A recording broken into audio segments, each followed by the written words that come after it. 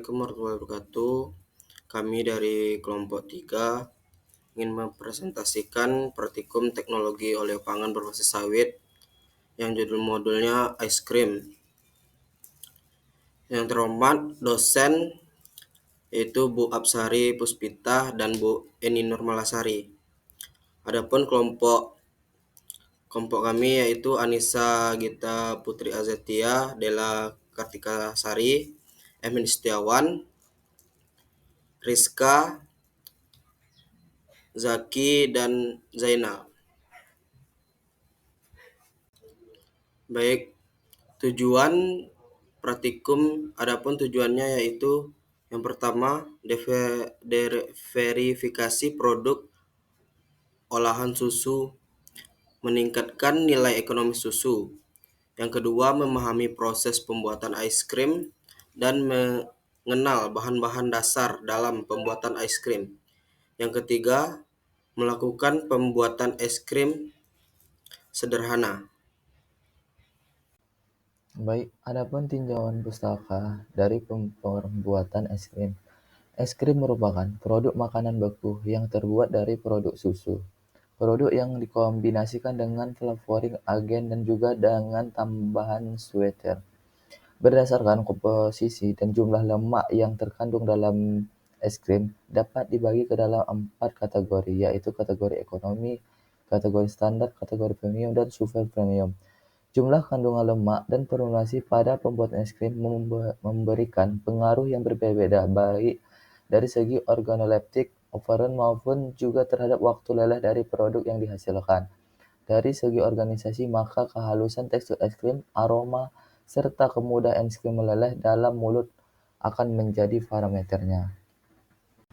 Adapun alat dan bahan yang digunakan pada pembuatan es krim, yang pertama itu alatnya yaitu ada sendok makan stainless steel, yang kedua ada spatula silikon, yang ketiga ada saringan stainless, yang keempat ada mixer, yang kelima ada timbangan, yang keenam ada kompor, yang ketujuh ada termometer, yang kedelapan itu ada mangkuk kaca besar, yang kesembilan itu ada panci stainless steel, yang kesepuluh itu ada cetakan stainless steel, yang kesebelas itu ada plastik whipping cream.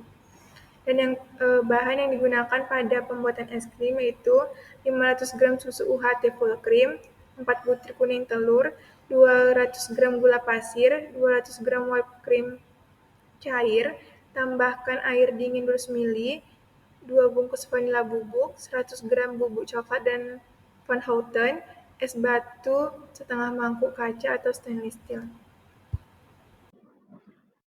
Baik, adapun prosedur kerja pada pembuatan es krim, yaitu kuning telur dan gula dicampurkan dan dimixer. Kemudian panaskan susu dengan suhu kecil. Setelah itu masukkan susu ke dalam campuran kuning telur dan gula dan dimixer kembali. Campuran tersebut dimasak, setelah itu didinginkan. Sambil menunggu campuran dingin, mixer whipped cream dengan tambahan air dingin. Setelah itu, masukkan whipped cream ke dalam campuran dan dimixer lagi hingga merata. Adonan es krim didinginkan dan dimasukkan ke dalam freezer.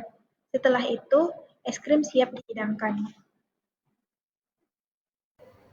Baik, ini merupakan data hasil percobaan uji organoleptik dari penilaian es krim, di mana keterangan 1 itu merupakan tidak suka, 2 biasa saja, 3 agak suka, 4 suka, 5 suka. Di mana panelis yang pertama memberikan keterangan rasa itu 4, aroma bernilai 4, tekstur 4, dan warna 4. Untuk panelis 2, rasa 4, aroma 5, tekstur 4, warna 4, dan seterusnya. Itu merupakan penilaian-penilaian dari beberapa panelis yang memberi penilaian dari parameter rasa, aroma, tekstur, dan warna pada es krim hasil percobaan. Dan ini merupakan data hasil analisa titik leleh dan juga kadar gula, di mana konsentrasi dari deret standar atau larutan deret standar yang kita buat itu 1%, 3%, 5%, 7%, dan 10%. Dan persen Brix dari larutan standar yang kita buat itu 2,5%, 2,8%, 3,4%, 4%, dan 5%. Di mana Persen Brix es krim kita dapatkan 0,9% dan titik leleh awal dari es krimnya itu pada menit ke 8,23 dan titik leleh akhir atau sudah meleleh keseluruhan itu pada menit ke 43. Dan juga kadar gula yang terdapat pada es krim hasil percobaan ialah 4,0954%. Baik, adapun pembahasan dari praktikum pembuatan es krim. Pada praktikum kali ini dilakukan pembuatan es krim, yang mana es krim ini yang berbahan utama ialah susu. Adapun prinsip perbuatan es krim ialah membentuk rongga udara dalam campuran bahan, sehingga es krim menjadi lebih ringan, tidak terlalu padat, dan memiliki tekstur yang lembut. Dalam percobaan kali ini digunakan bahan yaitu emulsifier gelatin, yang mana emulsifier gelatin ini berfungsi untuk mengikat molekul air dan lemak, serta meningkatkan viskositas campuran es krim, yang mana membuat udara lebih mudah terperangkap selama proses.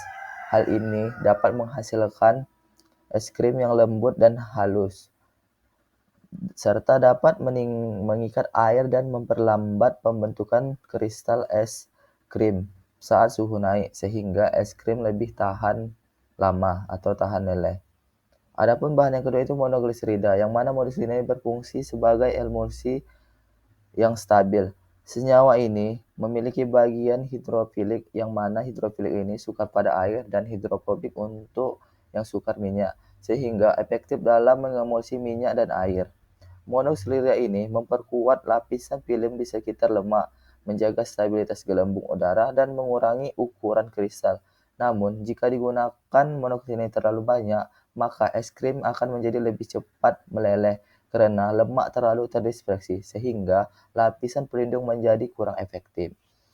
Selanjutnya, adapun analisa yang dilakukan pada es krim yaitu analisa uji organoleptik, yang mana uji organoleptik yaitu mengevaluasi kualitas produk berdasarkan indera manusia. Uji organoleptik ini melibatkan 4 penalis yang memberikan penilaian pada setiap parameter. Parameter yang diukur yaitu adalah rasa es krim, tekstur, aroma, dan warna. Dari keempat penalis ini, bahwa es krim itu dapat diterima oleh sebagian finalis dan juga dapat rasa yang enak dan menyeimbangkan rasa keseluruhan. Baik, selanjutnya dilakukan analisa uji kadar gula dan titik leleh pada es krim, di mana kadar gula ini sangat penting untuk menentukan kualitas dan karakteristik pada es krim. Kadar gula juga mempengaruhi rasa manis, tekstur, stabilitas, dan titik beku pada es krim. Dalam analisa ini, digunakan alat yaitu alat refraktometer, yang mana alat refraktometer ini berfungsi untuk mengukur kadar bahan yang terlarut seperti gula, garam, protein. Adapun hasil analisa yang didapatkan pada es krim yaitu sebesar 4,0954%, yang mana kadar gula pada es krim ini berada di bawah standar SNI nomor 0137 tahun 1995, yang mana kadar gula standar yaitu 8%, sedangkan kadar gula pada es krim ini di bawah standar, ya, dapat menyebabkan es krim itu kurang manis dan mengurangi kepuasan konsumen dan menghasilkan tekstur yang lebih keras dan kurang creamy. Selanjutnya itu dilakukan uji titik leleh pada es krim, yang mana uji titik leleh ini diukur pada waktu untuk es krim mengubah bentuk dari beku menjadi cair di suhu ruang. Waktu leleh adalah faktor penting dalam menentukan kualitas es krim. Menurut standar, waktu leleh yang baik adalah 15-25 menit. Adapun hasil analisa menunjukkan waktu leleh pada awal es krim itu menit ke 8,24 menit dan waktu leleh akhirnya itu pada menit ke 43 menit. Hal ini berarti waktu leleh pada es krim ini di atas standar SNI yaitu 15-25 menit. Hal ini menunjukkan bahwa es krim memiliki stabilitas yang baik. Jika es krim tidak meleleh dengan baik dan juga dapat mengurangi sensasi rasa saat dikonsumsi oleh konsumen.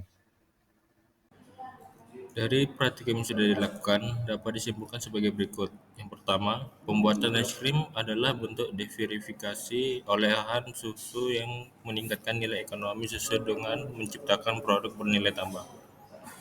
Kedua, pembuatan es krim yaitu dengan pencampuran semua bahan yang dilakukan menghadirkan serta pembekuan.